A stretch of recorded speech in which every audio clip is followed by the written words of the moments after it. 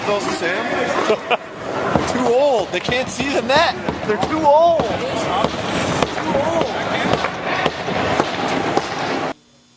What seemed like a regular Tuesday practice for the Kalamazoo Wings, filled with media interviews and a game of breakfast boy. Make no bones about it, the K-Wings well aware that the South Carolina Stingrays are coming to town on Friday night for Game 1 of the Eastern Conference semifinals. Sam, I don't want to start controversy on this team going into the second round, but you guys are playing breakfast boy, and I've seen you shoot enough over the next 3 years to think that someone was trying to tank this competition. Yeah, you know what? We've had breakfast boy a couple times, and a lot of guys were bitter that they were getting it because it's relatively expensive.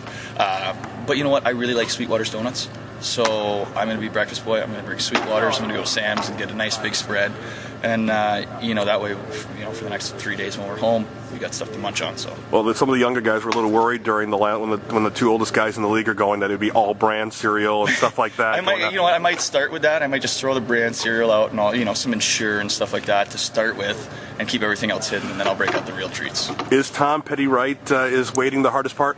Yes, no question. I mean, it's. We haven't had a break like this since the first week in the season, I think. We're used to coming to the rink, having a couple practices, going out and playing games.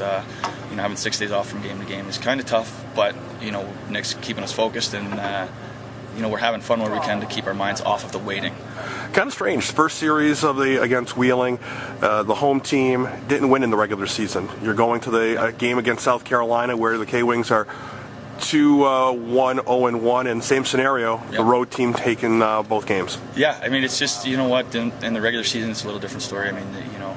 Sometimes you're more comfortable at home, sometimes it's easier on the road. It just depends. For us, our game lends us to the bigger building, but in a series, I think, with our size and with our speed, this building's going to be really helpful, but then when we get back to their building, we'll also be able to take advantage of our speed wide. So we're going to come in, hopefully pack the house out, and make it real loud and obnoxious for them to come into a hostile environment and really take care of business the first two. South Carolina team that there's some big boys on this team. They have good goaltending. We've talked about that on K-Wings Live last night, but this is a team that very few guys can match size for size with the K-Wings. This is one of them. Yeah, you know what? Anyone can match size for size with anyone, but we got some guys that hit like trucks.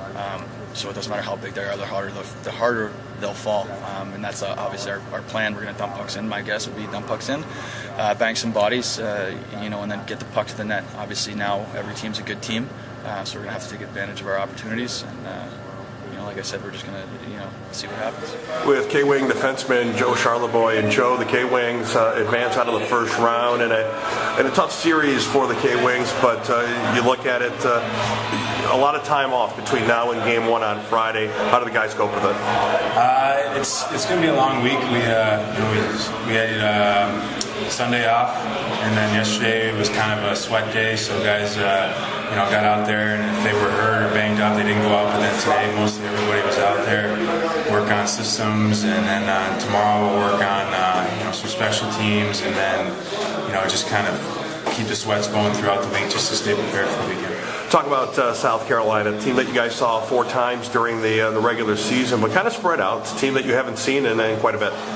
Yeah, I don't really remember any of the games that we played against them. I think they were so early in the year, but they're always a good team. They always have a pretty good coach behind the bench, so it'll be a good series. Talk about some of the getting the pressure off you guys. Saw Breakfast Boy out there, and when you have the two oldest guys trying to compete for Breakfast Boy, do you guys worry that it's going to be like all brand cereal or a lot of fiber going on if they win? I hope it's not that, but no. Sam lost today, so we got faith in Sam. He'll do a pretty good job. Usually I lose it. I usually lose every time. I think I've lost twice this year maybe, so I was lucky enough to get out one of the first ones. So you get one of the first ones to make it. It's the pressure off. It doesn't matter who's. It can be kind of costly. 23 guys and breakfast is not a cheap proposition. No, it's not. And luckily, the one that we did today was just it had to get in the net no matter what. Usually we play it has to hit the netting off the ice, and that's where I get into trouble. So today was an easier one for me. So if you lost today, what would be a typical breakfast that you'd bring in? You go and you get probably 2 or 3 big bags of cereal, a couple gallons of milk, a lot of oatmeal, fruit, yogurt, and then there's usually some guys that put some requests in. Carlander likes his yogurt. He makes sure that you get that. But then you get some guys that ask for McDonald's and stuff like that. But you just just get what you want to get.